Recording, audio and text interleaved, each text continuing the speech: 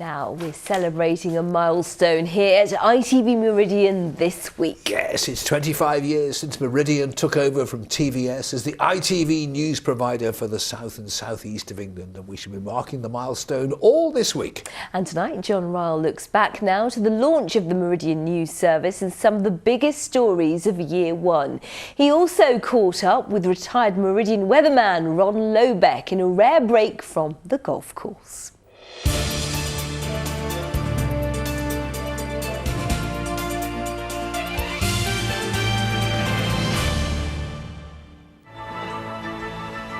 Good evening and welcome to the very first Meridian News. I'm Alison Holloway. New Year's Day 1993 and the bulletin that launched Meridian. Mike Debbins and Alison Holloway anchoring the news, Ron Lobeck looking after the weather. And month after month in Meridian's first year, the weather was big news. We're broadcasting 7 days. It's actually warmer air sitting above us, so consequently everything is trapped in the lower layers. The year started with hurricane-force winds and a 60-car pile-up in fog on the M2. The brutal killing of Greenhive schoolgirl Claire Tiltman was the first murder covered by Meridian. This from our heartbroken father, who would die without seeing Claire's killer finally convicted in 2014. People have asked me how I am, and all I can say is what I've said to the doctor and everyone else is, do you know anyone that's got a tablet for a broken heart? In March, with 10 days of winter still officially to run, record temperatures brought the southeast an early summer. Freak weather that once again took Kent and Sussex by surprise. So after 4 decades of weather forecasts, how does that Ron Lobeck rate his accuracy? There's this story that the laws of probability say that 50 monkeys with typewriters, if you just left them alone, the probability is they would eventually produce the works of Shakespeare. Now, I'd been doing the forecast 3 times a day, 5 days a week, apart from holidays and things, for, I don't know, 16, 18 years or whatever it was. So by the laws of probability, I was in danger of getting a forecast right. And I didn't want to spoil the image. The summer of '93 served up gales in June, July's coldest ever day, frost in August. Pavarotti wowed a crowd that gave him 5 standing ovations at Leeds Castle in Kent.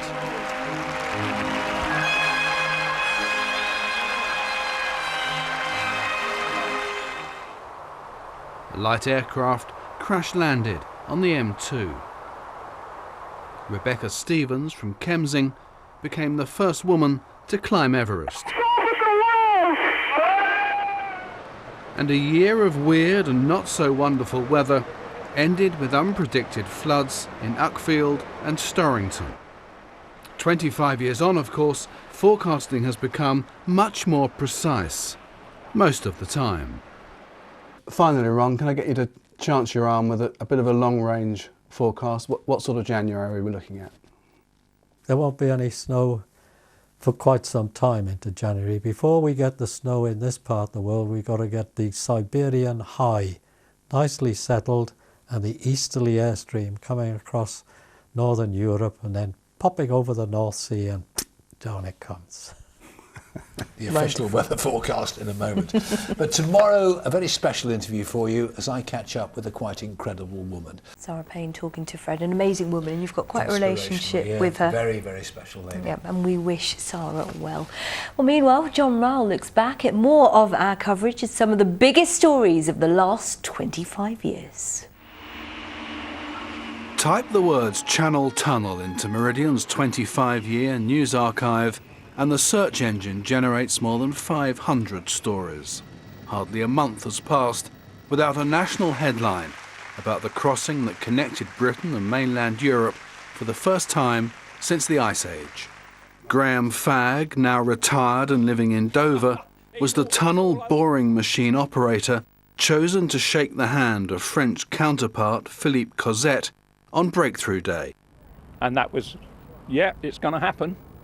Because don't forget that, you know, we tried before and the project was shut down.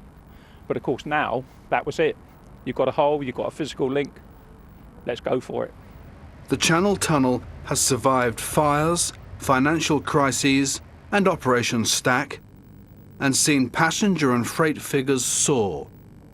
It spawned High Speed 1, was targeted night after night by migrants desperate to reach England, and now it is fighting to secure frictionless trade post-Brexit. This route, with its speed of transit and its frequency of departures, is absolutely essential for the UK economy.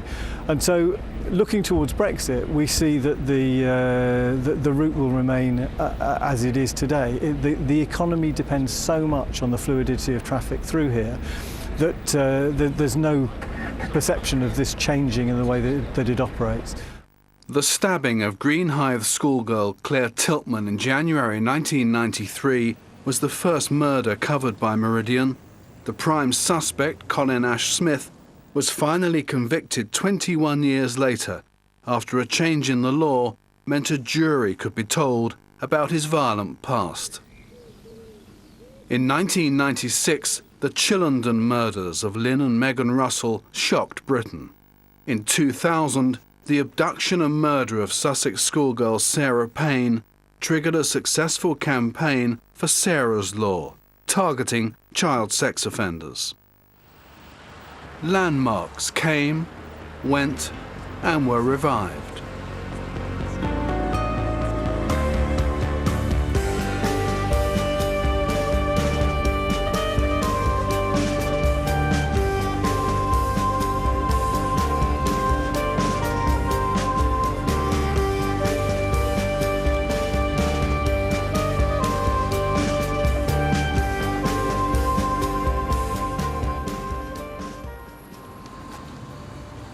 The biggest death toll reported during Meridian's 25 years, 58 smuggled migrants found dead in a lorry at Dover in 2000. In 1994, 5 died in the Cowden rail crash. 11 lives were lost in the Shoreham air crash. 5 young men drowned in a single day at Camber Sands in 2016. 60 were injured in a 130-vehicle pile-up in fog on the Sheppey Bridge. Britain's biggest cash robbery, more than £53 million, took place in 2006 at the Securitas depot in Tunbridge. One criminal has dominated 25 years of crime coverage in the southeast, police killer and Brinks Mat mastermind Kenneth Noy, now nearing the end of a life sentence for the road rage murder of Stephen Cameron on the M25 in Kent. Former Bishop of Lewes, Peter Ball, was sentenced to 32 months in 2015 for the abuse of 18 young men over 15 years. Well, I'm always very, very, very sorry. The battle to contain foot and mouth disease saw the slaughter of 80,000 animals a week and the postponement of the 2001 elections. Live animal exports through Shoreham, Dover and Ramsgate brought animal welfare campaigners out in force. Concerns about climate change have seen huge investment in green energy across the southeast in 25 years that have seen violent storms, flooding, water shortage and a succession of weather records set. The political map of the southeast has seen major change in the 6 general elections of the last 25 years, but it was a referendum, not an election, that gave the region its biggest political jolt. Let June the 23rd go down in our history as our Independence Day! With breakthrough a distant memory and Brexit looming, one of the biggest issues of Meridian's 25th year is once again the prospects for trade cross-channel. John Ryle, ITV News. Fascinating stuff, and tomorrow night we should look at how the world of sport has transformed over the past 25 years. And talking of quality news, this week marks the 25th anniversary of when ITV Meridian went on air. So each night we've been looking back at some of the major events that have marked the past quarter of a century. Well, for our football teams, the changes have been massive. For Brighton, there's now a multi-million-pound stadium and multi-million-pound players, of course. Crawley have built their way up from non-league. And Gillingham's 25 years have been full of highs and lows. Andrew Pate has been looking at the changing face of football here in the southeast.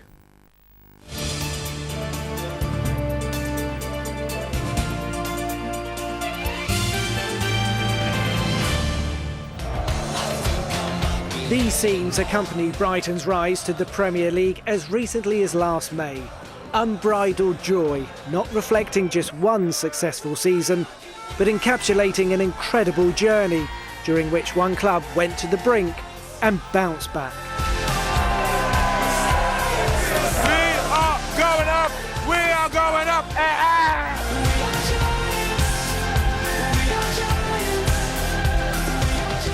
25 years ago, I could never really have dreamt where we are now.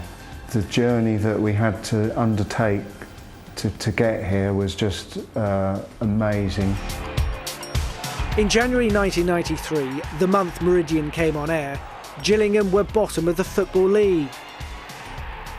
Victories like this over Rochdale helped them climb one place, enough to survive.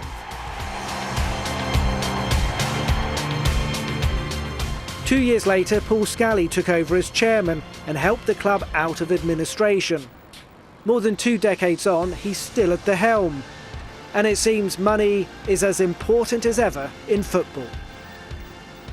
Finances do dictate, and I think they're finding it very difficult. I know the chairman has been working very hard to try and get investors at the football club that will help, and I'm sure he will, but it's a fantastic club. It'll always be in my heart. Andy Hessenthaler played more than 300 times for the Gills. He was at the heart of the side which reached Wembley playoff finals in successive seasons. They lost the first to Manchester City, but began the new millennium with celebrations after victory over Wigan elevated the Kent club to the second tier for the first time in the club's history. Hessenthaler went on to become player-manager, and the club survived for 4 seasons in what became the Championship.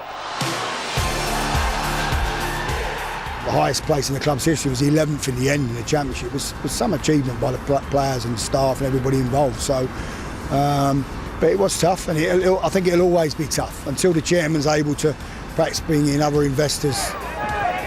Another Kent club, Maidstone United, disappeared from the Football League in the months before Meridian came on air. A quarter of a century on, a reformed club on their 3G pitch. Maidstone is now a National League side. With them, a Dover, pushing to make the leap to the Football League. Football's fascinating fluctuations had seen Crawley rise to League Two in 2011. Immensely proud, aren't we? You know, we're going up as champions, and we deserve to go up as champions. 5 years earlier, Crawley almost folded, but this memorable year put the Red Devils up against the Red Devils in an FA Cup tie at Old Trafford. We are Crawley Town! We are Crawley Town! Benefactors do influence the modern game, but Brighton fans will testify that sporting fairy tales can happen. Their former home, the Golston Ground, was sold in 1995. 14 years and umpteen legal wrangles later, their new home at Falmer hosted its first game. And the Seagulls' subsequent rise to the Premier League is one of the game's greatest tales. Football has been transformed over the last 25 years. Money rules everything, and it's expensive to go to games now, but you know, we still love it. As someone once said, it's a funny old game. Who knows what the next 25 years will hold? Andrew Pate, ITV News. Brilliant. And tomorrow we'll be taking a nostalgic look at how we've been affected by the weather. And we'll be talking to some of the presenters who were familiar and friendly faces on your screen. Yes, among them, of course, Carl Tyler, only too happy to explain to Holly how weather forecasting was done when she was little more than a babe in arms. And we'll also catch up with Simon Parkin, Gemma Humphreys and the Housewife's Choice Smooth Martin Davis. That's tomorrow at 6:30. Oh, I'm loving all of this, Fred. It's great fun. Now, hurricanes, heat waves, blizzards and storms. We've seen it all in the south in the last 25 years. 25 years while we at Meridian have been on air delivering your local news. Yes, we've had a look back all this week at some of the stories that have made the headlines. But tonight, it's what we all like talking about, the weather. Isn't it, Holly? It's all I ever get asked about. We have, of course, seen lots of changes over the last 25 years, both in technology and in weather presenters. Take a look at this. Calmer today. Some decent spells of sunshine, but still a humid taken feel to across Romney things. Marsh. We've seen many weather faces over the past 25 years, but it was Carl Tyler who forecast that first Meridian weather back in 1993. Hey, Carl, nice to meet you. Welcome back to Meridian. And Mr. Misty Murky returned to the studios to reminisce about those early days. So I've brought you into the edit suite and I thought we could have a look at your first ever broadcast not for the first Meridian. one. Yes, I've got it here. Here we Well, the go. former temperatures have certainly caused us problems in the last 24 hours. We've had rain, we've had sleet, we've had snow. Have you still got that suit? And fog is going to be the I problem. wouldn't be surprised if it's still in the wardrobe. Wouldn't be surprised. But anyway. So have you got any stories from when you were broadcasting? There was one when I got into a lot of trouble with my wife. Well, we're live back to the Balloon Festival on Southampton Common, and Carl is standing by. Over to you, Carl. We're standing by here ready for a launch because it's an absolutely perfect evening this evening, a nice gentle breeze. And they said, we're going to tether you and you can do your forecast. Did the forecast and I thought, that camera's getting a bit further away. Bye-bye. Cheerio, Carly. See you on Monday. And they done the tether. Oh no! And it was about an hour and a half later before we landed. So I was about 3 hours late getting home in the evening, which didn't go down very well, I'm I bet afraid. it didn't. Since he started his career back in the 1950s, Carl has seen many changes in technology. This was the Met Office in Bracknell in 1994. So is this what you used to do? Yeah. Draw it all up by hand? Oh, yeah. Is that a weather model? Is that what you're looking at That there? is a weather model, yeah. He's actually put what he thinks all the rain's going to be and all the rest of it on it. That looks remarkably similar nowadays. It does. Although our computer screens are a little bit flatter than that now. Yes. So this is the system I use nowadays. So this is my forecasting system and this is my graphics system. So I use this to look at satellite radar, computer models, observations, all that sort of thing. And then move over to this to create my show for the night. Are you putting your show together on this one? Yes. Is this like the sort of system Very you used to similar. use? Is it? Yeah. But you must have seen massive changes over your career. I started in the Met Office in 1958. If we could get the forecast right 12 hours ahead, that was considered exceptional. If you got it right 24 hours ahead, you had a drink because you did damn well. You really did. Now, Fred tells me that you used to have a bit of a catchphrase. There's no rain on it, but it does mean a misty and murky start to the day. Weather forecasting on the television was extremely formal, and I tried to loosen it up a bit. And Misty and Murky was one of my catchphrases. And in fact, I even had cats named after Misty and Murky. So I get my whole own studio, green screen of course, and I thought for old time's sake you might like to have a little go at presenting the weather. For a laugh? Yeah. All right, then go on. I won't hold you to the forecast. What's this? So this is your clicker, so that's the button you need to press. Press there. that button. We're looking obviously into the camera over there, Yeah. and you can see where you're pointing back here. Everybody ready? Yeah. Let's make sure I'm on the spot. Right, good morning all. I think we're in for some cold weather again, but it's going to be changeable as we go through this week. Frost and ice, that's today. Be very careful, but it's going to be a beautiful day. Over the next few days, we're going to have the sunshine. Most places, watch out for Friday. I think there may be 1 or 2 sleety showers around. Nothing very much, but for most of us, it's going to be dry. The sunshine will be there. Look at those temperatures, only 5 and 6. So watch out. You could well find night frosts, so be very careful on those roads. That's all from me now. Cheers. So no specks or spots or your best temperatures, dear Carl Tyler. We had some really good laughs, but we also have incredibly fond memories of another chap, a chap called Martin Davies, smooth Martin Davies, on our screens for many years with the local and national forecasts. I am delighted to say we can join him again now in Australia, of all places. Martin, lovely to see you again. You left us for life down under. How are things? How's it going? You're looking great. It's going pretty well, Fred. We're very happy out here. We do miss home, of course. We miss friends and family, get back there as often as we can to visit them. But life in Australia is pretty good. When I was working on the national weather, I'd be doing 2 hours commuting in the morning and 2 hours in the evening. And now it takes us an 8-minute drive along the beach road to get to work. So, yeah, it's turned out pretty well. Martin, you've got a stunning balcony there, and rumour has it you've got a vineyard very close by. Is that right? Where are you near? Well, we're in a town called Narooma, Narooma, so people can Google that. It is a very beautiful place. It's on the south coast of New South Wales, so about a 5-hour drive south of Sydney. So it's very rural, but very, very beautiful. Martin, you were always a weather favourite, and you covered the weather in our region for many years. What big story stood out for you? Well, I think the biggest one was before Meridian started, of course, the hurricane that wasn't a hurricane in '87. That was the most dramatic thing for any forecaster to live through at that time. I'd been on the weather forecast the evening before, and we'd talked about, strong storms, that sort of thing, nothing particularly over the top. But I was awoken at about 2 in the morning, I think, by a strange noise, and I flipped the curtains open to watch the neighbour's tool shed go up in the air and come down in my garden. And I knew at that moment that it hadn't gone quite to plan, so we were in for a bit of trouble the next day. But more recently, I think, in my years with Meridian, it was actually the last few months before I left to come to Australia that I remember really well. That was in 2012, and the start of the summer, the sort of spring into the summer, April, June, July, they were all incredibly wet. We had the wettest 3 months, I think, for 100 years or so. I remember that well. It was my first year presenting the weather, and it was a drop in at the deep end. It was, an unbelievable year. It's very exciting to talk to you because I grew up watching you. How do you think the job of a weather presenter has changed over the last 25 years? It's changed quite dramatically, hasn't it, really? I mean, even though I'm 1,000 years old, the forecasts were pretty much computer-based by then. So we were working from the computer model. And, of course, the vast advances in weather forecasting have come hand in hand with the increase in speed of computer power. So not a lot has changed in that sense. The models are much more accurate. I know during my period on TV, the 3-day forecasts became as accurate as the 24-hour forecasts that used to be.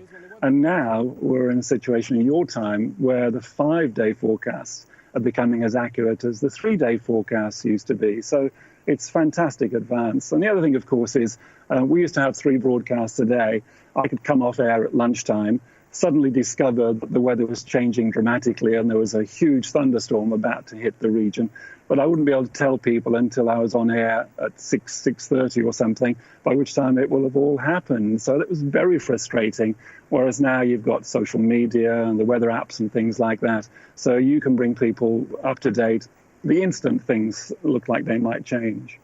That's so true. I think social media has been great for weather forecasting and keeping people up to date. But do you think it makes people more demanding, and do you think it puts more pressure on weather forecasters? I think it does, and it should. The science is advancing, the technology is advancing. We should be getting better at our job, and they should have high expectations, and we need to try and fill them. Do you miss us, or do you never think about us? I think about you often, and of course, social media, I see posts from friends back there, and I do miss you, of course. Martin, good day, Cobber, and a very happy new year, and lovely to see you again. Cheers, mate. G'day, Martin. Cheers. Wasn't it so lovely to see him? And many more Meridian memories coming up in coming weeks. Let's get up to date now. Here's our weather presenter, Holly Green.